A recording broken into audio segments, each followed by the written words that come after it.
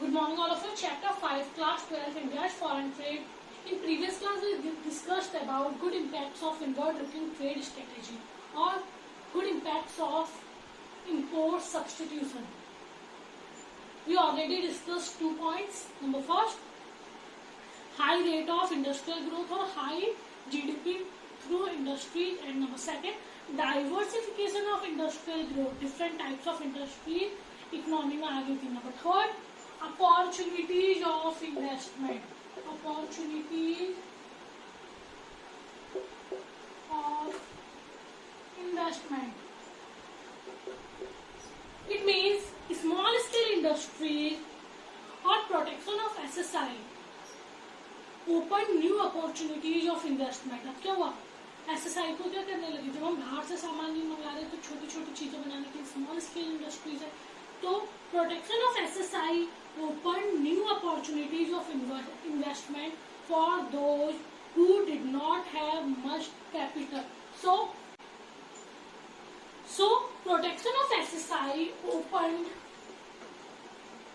new opportunities for investment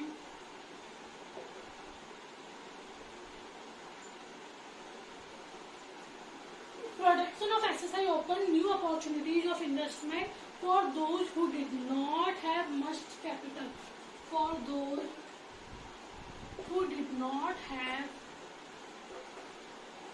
much capital.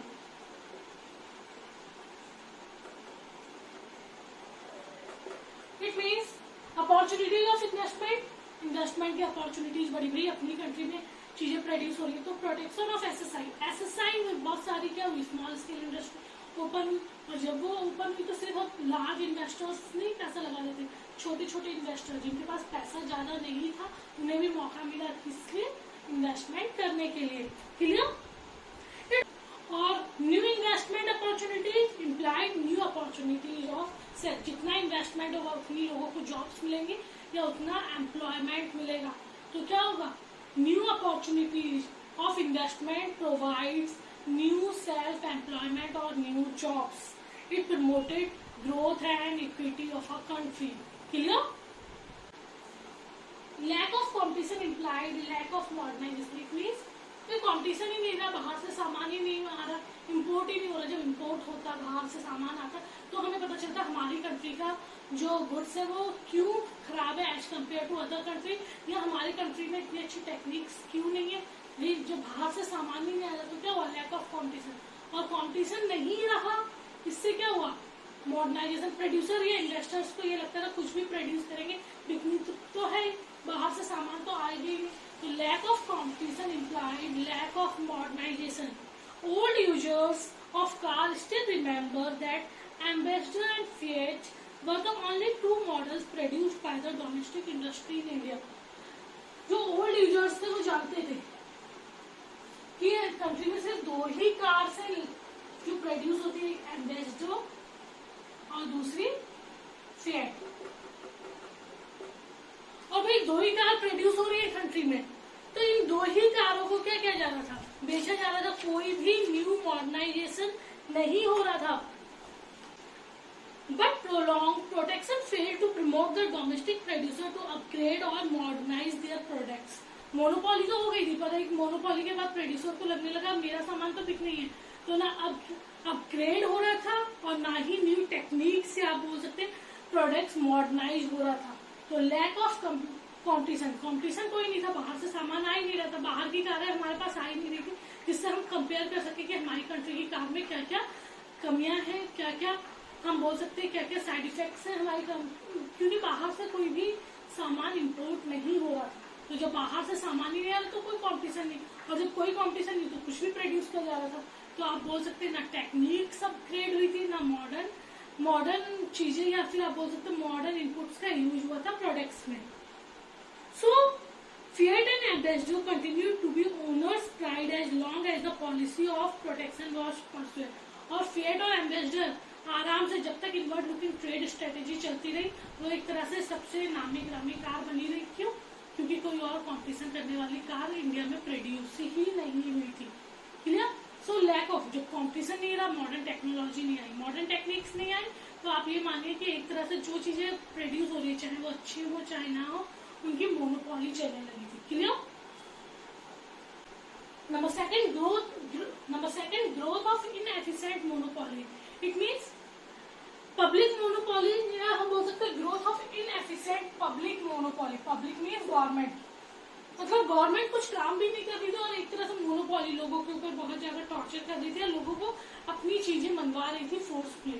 तो growth of inefficient public monopoly, it means protection of public sector industry led to growth of inefficient. हम लोग क्या कर रहे थे, private industry अगर कोई अच्छा काम नहीं करती तो उसे बंद कर दे रहे थे, पर अगर गवर्नमेंट इंडस्ट्री नहीं कर रही थी अच्छे से काम, तो भी उसे क्या कर रख रहे थे, चालू रख रहे थे, जिससे क्या हो रहा था, growth of inefficient public monopoly.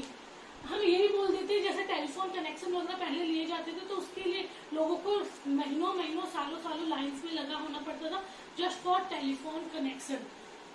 Protection of public sector industry led to growth of inefficient monopoly.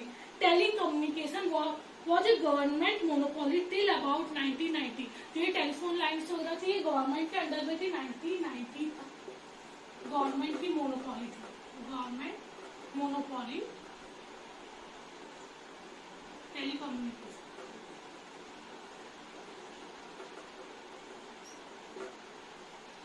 So telecommunication was a government monopoly till about 1990. We all know that people had to wait for years and years just for a telephone connection.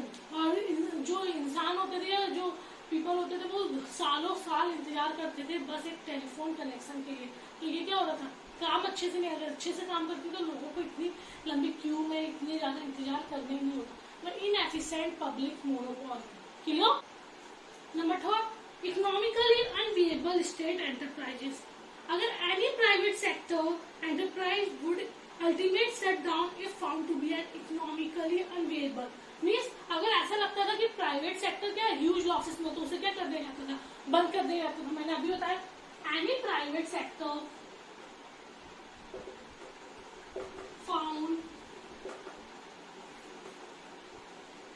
Economic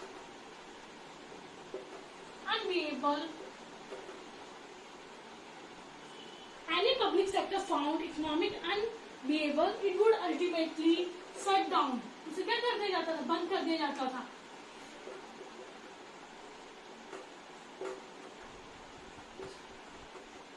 government के pressure के through या political pressure के through अगर कोई भी private sector क्या थी, huge losses में चल रही थी, उन्हें बंद कर दिया जाता था। But in case of public enterprises it always has been a political compulsion to bear the losses.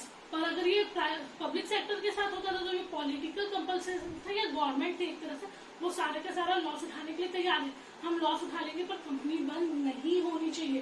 तो क्या हो रहा था, एक तरह से बहुत ज्यादा मोनोपोली चल रही थी। अगर प्राइवेट सेक्टर के थ्रू थोड़ा सा भी नुकसान होता था तो उस इंडस्ट्री को बंद कर दे, तो पब्लिक सेक्टर में ह्यूज लॉसेस हो रहे थे, पर वो गवर्नमेंट क्या कर रही थी, वो लॉसेस को क्या कर रही थी, बियर कर रही थी, सहन कर रही थी, पर उन इंडस्ट्रीज को बंद नहीं कर रही थी।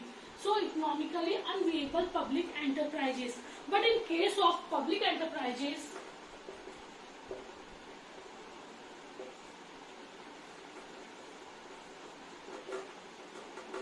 government will bear all losses, or we can say huge losses.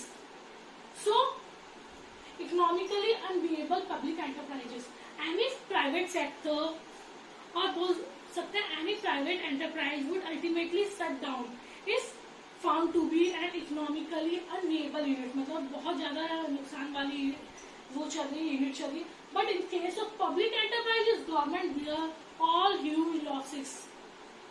Clear? तो ये भी एक बैड इम्पैक्ट था कि प्राइवेट सेक्टर को बढ़ने ही नहीं दिया जा रहा था। अगर थोड़ा सा भी नुकसान होता तो उसे बंद कर देते, पर वही गवर्नमेंट कितना भी नुकसान करे उसे बंद नहीं किया जाता था। Clear? Chapter complete. Thank you.